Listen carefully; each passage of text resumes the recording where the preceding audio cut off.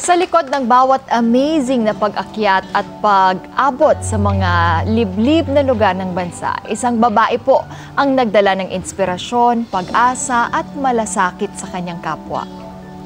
Siya ang nagtatag na Climb Against Cancer. Isang advocacy hindi lang naglalayong magtaas ng kamalayang ukol sa sakit na cancer, kundi pati na rin magbibigay ng tulong sa mga kabataan na nangangailangan. Ang founder po ng Climb Against Cancer at CAC Munting Kusina na isang muralist at art director, mga kada. Let's all welcome Nini Andrada Sacro. Good morning. Good morning, Mami. Good morning. Magandang umaga. Magandang umaga. Good morning po sa lahat. I love your outfit po, Miss. Yes. Oh, I'm trying na yung mga painting po namin, even we go in Bukidnon, tinatry na po namin ibalik at alala na meron po tayong mga ganitong design. Local products. Sobrang, yes, oo. So, instead of doon tayo laging nakatingin sa ibang lugar o sa mga banyaga, we have our patterns, our clothes, our fabrics na I think kailangan nating ibalik or at least malaman na ating mga kabataan na we have this, yung ating kultura. True. Yeah, that's right. Anyway, let's go back here. Climb Against Cancer or CAC started 15 years ago. Yes, in 2010. Oo. Can you please tell Arcada paano po nagsimula? Okay, ang Climb Against Cancer po ay binuo ko para po sana humingi ng dasal. It's mainly dasal, not necessarily financial. I've been climbing mountains for more than 3 decades already, so 30 years, so pwede nyo na pong i-add ang edad ko. So I've been climbing mountains po, prior ko pa binuo ang Climb Against Cancer. But eventually in 2010, hindi naman namin alam na in our family, magkakaroon ng sakit na cancer. We don't know that. Ang alam lang namin, high blood, or di kaya may asthma or something. Then eventually, my sister lost her appetite and have on and off na fever. Meron pala siyang bukol sa kanyang maselan na bahagi ng katawan. And they thought, isang bukol lang talaga siya. But it was measured by my cousin who's also a doctor. And 9 cm po ang laki ng bukol niya. Isang mansanas, ganun kalaki po. Kaya pala hirap siya sa pag-poops. So, she was diagnosed po ng colorectal cancer, stage 3B. Tapos, after po ng 3 weeks, while my sister was nasa surgery, recovering sa Cebu siya dinala. We're from Rojas City, pero ang kanyang bahay talaga is in Tacloban. And the nearest na malaking hospital was in Cebu. So she was there. At habang nagpapagaling, yung brother ko naman ang nagkakasakit. So, pareho silang, yung una, they lost their appetites. Akala nila, wala lang talaga silang gana.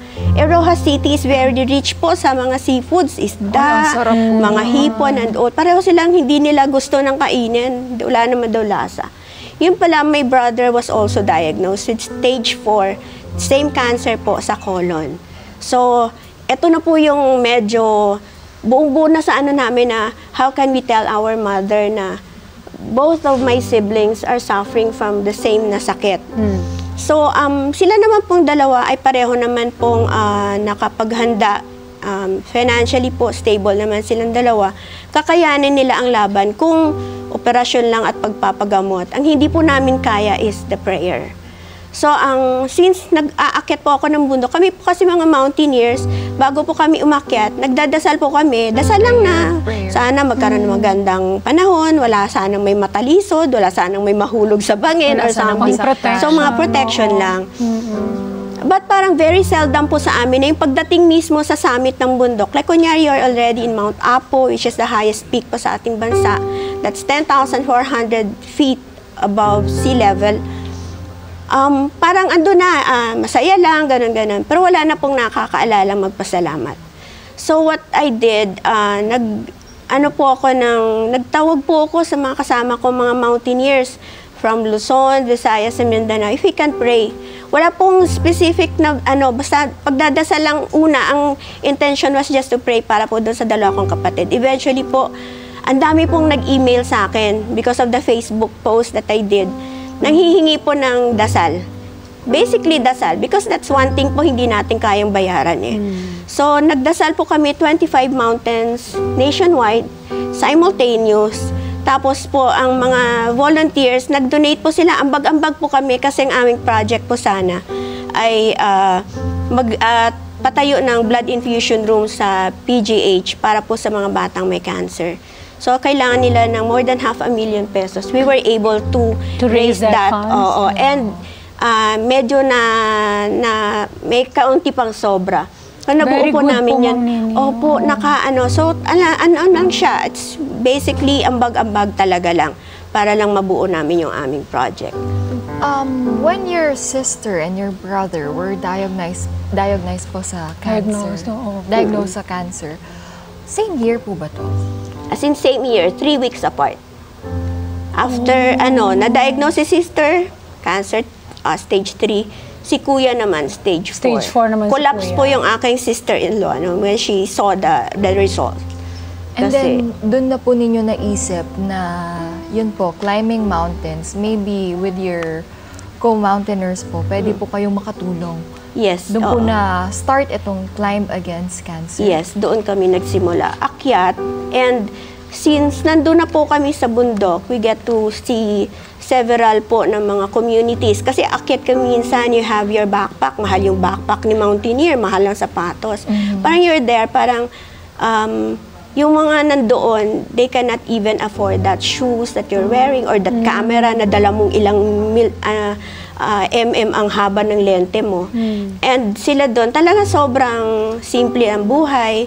Or kung minsan talagang walang-wala, even to the point na they cannot send their children to school. If actually naman kasi, alam naman natin that the government naman is, may mga eskwelahan po tayo. Ang nagiging hindrance lang minsan is, wala po silang initial na school supplies. That's when we started bringing in school supplies, chinelas, laruan, and started answering also the call to ease yung problem natin with social cancer naman po. So ito naman yung cancer ng kamangmangan, ng gutom. So we're trying to help that by bringing in mga school supplies and chinelas na kailangan ng mga bata. And aside po sa pag-climb nyo sa iba't ibang mountains po here in the Philippines, ano po yung iba nyong ginagawa to raise fund and to help people? Yeah, may mga times kasi kung minsan na talagang wala na kaming mahugot, di na kami nagkakape para lang ma-raise. Kasi kung minsan niloloko namin mga friends namin, huwag ka munang magkape dyan. It's like 3 set of notebooks already or that's 10 pairs of slippers. Yun yung value ng kape. So, minsan wala na talaga. Then, nailala ko nga pala, I'm an artist. Yes. So, I graduated po Fine Arts at advertising po yung major ko. At naalala ko, marunong pala akong magpinta. I was given by a chance, may isang malaking corporation na to paint sa kanilang mall. Then, may mga offer din po, like kunyari sa isang bookstore, magpipaint ako sa libraries nila. Ang bayad ko po ay school supplies tsaka chinelas. So at least hindi na po kami masyadong nangangapa na panawagan ng panawagan. So we use that talent po na para din makatulong sa mga bata. Like kung minsan we have children na medyo may mga problema and all. We also do art therapy po. Even with kids with autism. Dati nga, may nagtanong sa akin, di ba sa cancer kayo? Ba't sa autism na rin kayo? Well, of course, art wala yung tinitignan. If we can help through yung art natin, pwede po nating gawin.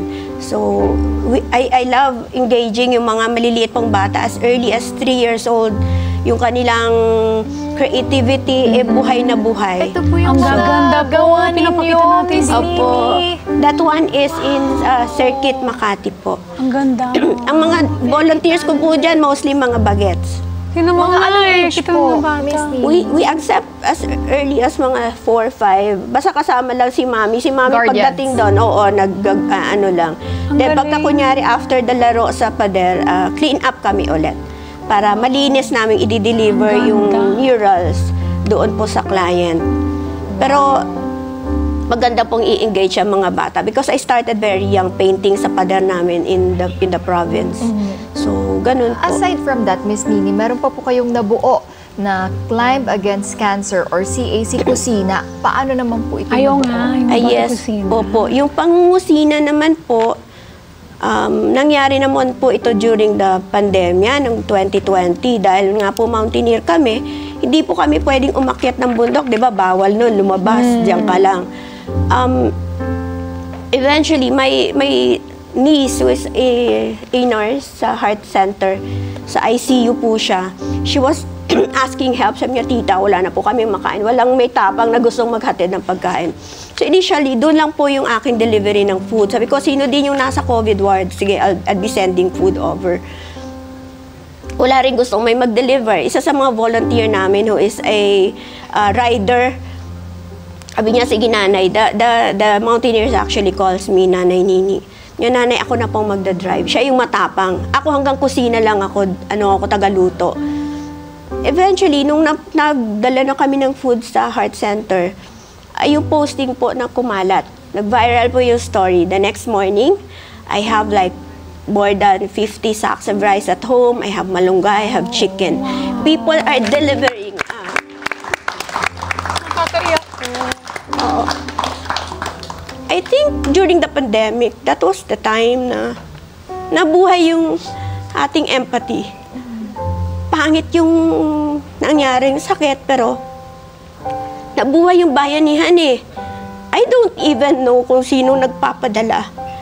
We get a lot of mga gulay, malunggay, ganun. Tapos, the frontliners, nagsusulat po sila sa akin. They send me mga request for, nanay, baka pwede pong adobo or lumpiang Shanghai. Kasi ayaw na nila yung mga nanggagaling sa mga restaurants eh.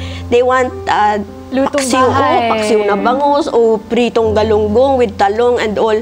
Yun yung aking forte. Kayo po ang nagluluto mismo? It's just me and my assistant sa kitchen, and my daughter did the plating because she's also a fine art student din siya. So, ang sa amin, before we send out the food packs, dapat maganda yan. Because it's always the eyes that, yung mata ang unang kakain eh. So, dapat bago dumating ang pagkain, maganda yan. Para ganado yung ating mga frontliners. Kasi we know that time, di ba?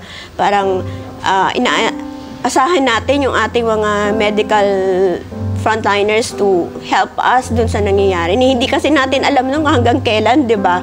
So, hanggang kailan tayo mag-hold on and until sobrang taon na talagang dumaan, di ba? And we still cook. Kahit po wala na po yung pandemya, ngayon po ay nagpapatuloy pa rin yung aming kusina. We still cook for the children sa kalsada, yung ating mga kuya driver, yung ating pong mga vendors. Nagluluto pa rin po kami at least once, twice a week. Pag di po kami umaakyat, kami po ay nagpipinta. Pag di kami nagpipinta, kami nagluluto. Nanay Nini, pinaiyak mo na ako. Si Emma din.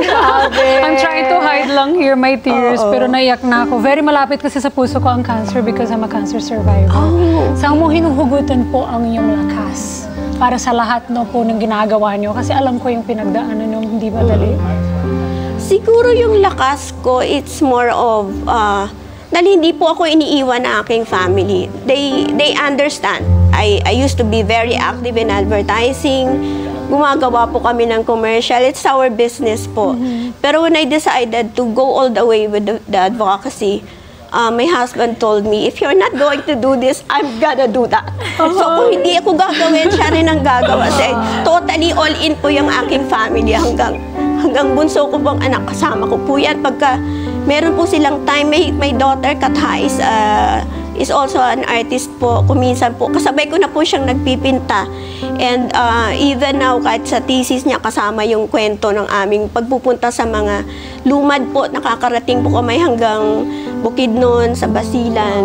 Opo, and kudos po talaga sa ating mga men in uniform, ang army, ang ating mga Coast Guard, lahat po yan. Pag nandun po kami, sila po ang aking volunteers. Kasama ko pong nagluluto. Miss Nini, hindi po ganun kadali na tumagal kayo ng more than a decade, 15 years to be exact, doing this kind of advocacy po. And meron na po ba kayong struggle or challenge na pinagdaanan na muntik na po ninyong sukuan? or ipagpatuloy ito advokasiyang ito? Well, a lot of times talaga. Parang nandun yung pag matapos yung December, parang nandun ako yung pasalubong ng taon, parang gusto ko magpahinga. Kasi nakakapagod din po. Nakakapagod po yung 3:00 ng umaga, gigising ka na para magluto or nag-aabang ka na nung inyong sasakyan dahil pupunta kayo doon sa kung saang bundok, tatawid kayo ng ilog and all. Lagi pong struggle yun kasi andun din ako na parang gusto kong bumalik doon sa regular work. Because I think I can help financially if I just go back sa advertising and just send donations and all. Lang, But then, siguro, yung mga anak ko sasabihin nga, ayan ka na naman, mama. Tapos by 2nd week of January, andun ka na naman sa bundok. Pupunta ka pa rin It's parang laban bawi. Of course, hanggang ngayon, siguro as long as my knee can take me sa pag-akyat ng bundok, I will still do this po. Nasa 50s na po ang inyong nanay. But kaya pa po, I still do, nagra-run pa rin po ako. I Very bike. active. Yes, I have to. Lakad ng lakad, mga mami. Napakaganda ng puso mo. Oo. Baka sa susunod, ibang kada na po yung kasama natin Opo sa nga, pag-akyat ng opo, bundok. opo. Meron po ba kayong unforgettable, hindi po malilimutan na inakyat na bundok o natulungan na grupo? Siguro yung akin pong community in Bukidnon sa San Fernando, yung Sulads po, ito po ay 7 tribo ng mga IPs po natin sa na kung saan po we have to deal with yung ang hinihingi lang talaga po nila ay asin tsaka bigas. So ang naging lang namin kasi natural po yung minsan napapagod yung donors, there's fatigue. Kaya kailangan ko rin magpinta para makapag-raise ng money because they were asking for bigas. Imagine mo bigas tsaka asin. Yun ang hinihingi, tapos hindi pa namin madala. May isa pong hotel na nagpapinta sa akin dahil magbubukas ulit sila dahil okay na wala na yung pandemic. And the whole talent fee, para po wala pong question kung saan mapupunta ang pera, I let them buy yung bigas. Sila pong umorder sa Valencia in Bukidnon, sila po nagproseso. Ang gawain lang po namin, magkarga. So we carried the bigas from baba hanggang bundok, mga 2 hours na trekking. And there, we shared yung simple happiness po ng pagkakaroon lang po ng kasiguraduhan na sila po ay makain sa mga ilang araw na susunod. It's not much, pero yun lang po ang namin lagi, makapag-provide. Simple as that. Ngayon po, last year we tried already to be sustainable. Kasi we don't want naman po na forever hingi or forever asking for help. We want them to Learn how to fish. Yes, Not of just course. give them. Oo. So, yung pagpipinta po, kasi may nakakapunta din sa kanila dyan, nagbibili ng mga bags and all. I taught the children how to paint sa mga bags. Tapos some of my partners nagturo kung paano mag-bake ng mga pandesal, mga donuts. So, ngayon po, yun po yung pangarap na magtuloy-tuloy po na makapagbigay ng kabuhayan din po sa ating communities. Long term na po kasi. Tunay na inspirasyon. Salamat. Maraming salamat po sa pag-share nyo ng story po. At syempre, sa courage po ninyo, totoo po yun, hindi po madali. Kaya naman po, maiksing mensahe na lang po sa mga kada natin. Okay po, ang maiksing mensahe lang po is, I think po innate po sa ating nature bilang human being na meron po tayong kabaitan sa katawan. Kaya ako minsan, I'd rather na ambagan ang tulong. Kasi I want every people, as small na donasyon na alam niyang nakarating, makakarating doon sa paroroonan. So, wag po tayong mapagod at wag po tayong mag-doubt na meron po talagang magagawa tayo. Maliit na bagay, pag sabay-sabay natin, malaking tulong po sa ating gustong tulungan. So, yun lang po. Maging mabuti pong mabalagi sa ating. Thank you for what you do, for being here, for giving us also your time. At ngayon, please go ahead and tell our Kadas kung maaari naman sila makatulong po sa inyo or makapag-donate din para sa inyong project. Go ahead, leave your contact with us. Yes, sa mga gusto po mag-donate, parati po kaming naghahanap ng bigas at gulay lalagyan ng pagkain. Kung meron po kayong mga pre-love toys, we can bring those sa mga bata sa bundok. Nagki-cater po kami mula Manobo, Tibuli, Aita, Dumagat, Mangyan. Yan po yan ay mga kapatid po nating hindi po halos na dadalhan ng tulong. Padala nyo po sa akin, may contact number 0916-316-2879 and aming Facebook po ay Climb Against Cancer Pilipinas. Pwede pong mag-volunteer, wala po kaming tinitignan as long as nasa puso po ninyo inyong pagtulong. Wala din po tayong membership because of course dahil tayo po ay tulong lang talaga. So volunteers, wala rin po kayong bayad. Ang bayad po yung mga ngiti ng mga Yes, natulungan. Yan ang pinakamagandang bayad. Yes, Oo. yes. Maraming salamat muli, Miss Nini. Thank you. Thank you so much po. Sana po ipagpatuloy niyo po ang inyong advokasya. Thank you so much. Sana Thank po you so next time much. makasama ka. Oh, Yes, Yan. please, akyat tayo. At mas marami pa po kayong ma-inspire sa ating mga kada. Ang iyong walang pagod na pagtulong sa nangangailangan, malasakit at suporta sa paglaban kontra cancer ay nagsisilbing paalala na kahit sa gitna ng pinakamadilim na yugto ng ating buhay, kaya nating maging liwanag para sa iba. Hi mga ka-Net 25! This is Emma Tiglao. For more Kada Umaga updates, just click the subscribe button and follow us on Net25 social media pages at Net25 TV and at Net25 Entertainment Facebook page.